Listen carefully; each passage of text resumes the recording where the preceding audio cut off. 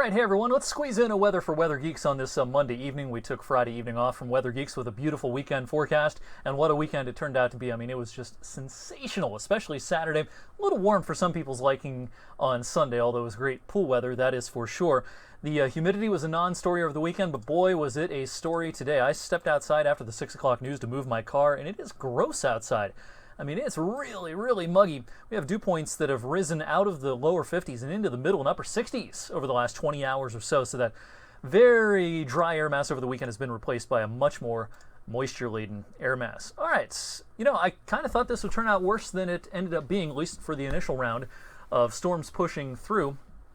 When Andrew and I were looking at this a couple of hours ago here in the Weather Center, we thought we'd have a whole lot of warnings and a lot of problems, especially down in Columbiana County. But thankfully, for our area, this started to kind of more bow out straight due east rather than continue strengthening to the north and east. And so therefore, the strongest winds missed our viewing area to the south. Now, there were problems earlier with a lot of tree limbs down and power outage problems.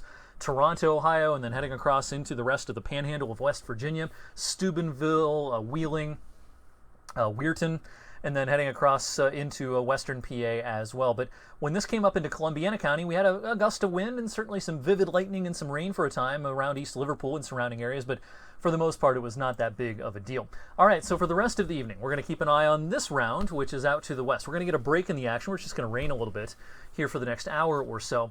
This round looks weaker off to our west, but it'll bear watching. This is producing a couple of severe thunderstorm warnings as of just before 7 p.m. south of Columbus, bearing down on Athens, Ohio, eventually Parkersburg into Marietta. Once you get up towards Columbus and into Mansfield, there's some lightning with this, but nothing severe on the northern flank of that. Our entire area is under a severe thunderstorm watch until 10 o'clock this evening. Depending on the trends with that back edge or that second wave, this may be discontinued before 10.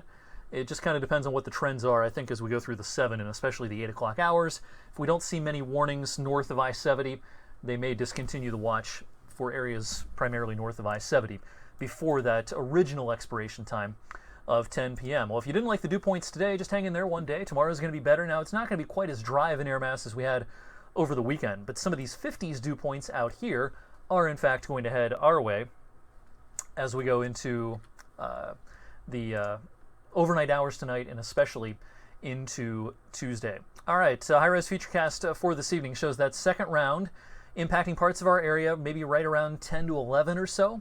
How strong is this when it moves through? It's a little early to make that call. I don't think it's likely to be too severe, mainly because it's just going to rain for a little bit this evening, and that'll tend to stabilize the atmosphere.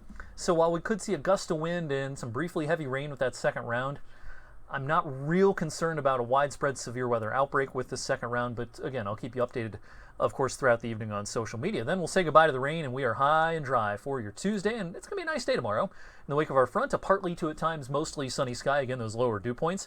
That black dashed line coming in on Wednesday, that's a trough of low pressure, not really a cold front, more of a wind shift almost. That's maybe just enough to trigger a stray shower or a storm Wednesday afternoon. I think most of Wednesday's fine. But it is going to turn more humid. Those dew points come back up into the 60s on Wednesday, and I think they're going to stay there, at least in the lower 60s through the end of the week. And we've got a dry and generally sunny forecast in store for Thursday and Friday. With these dew points at the end of the week and into the weekend, summer's in full control here. I mean, it looks like midsummer, that is for sure, as we wrap up the final work week, full work week, and final weekend of June. This is a warm pattern taking us through the next 10 days. Is it a hot pattern, the kind of pattern that's going to produce a lot of 90s? No, I don't think so, but it is a different pattern than we've been in so far this summer and late in the spring. We've got more of a ridge east of the Rockies popping up. Now, there is some troughiness out over Atlantic Canada and into Newfoundland, and the proximity of that trough is going to keep the center of the heat kind of out here instead of in our area. If this trough didn't exist here, maybe that heat dome could build right over the Ohio Valley like we had a few times last summer. We had we had several 90-degree days last summer. I don't think we're going to see a lot in the near term. We may flirt with 90 at the end of this week, but with this ridge axis centered to our west, I think while it's a warm pattern through the 4th of July, is it excessively hot? No, and we have to keep in mind also the ground is really wet still after all the rain that we've had. And when you have a really wet ground, a lot of the sun's energy goes into evaporating some of that moisture that's in the ground, and that reduces the amount of energy that can go into heating the ground and therefore heating the air. the sun heats the ground heats the air.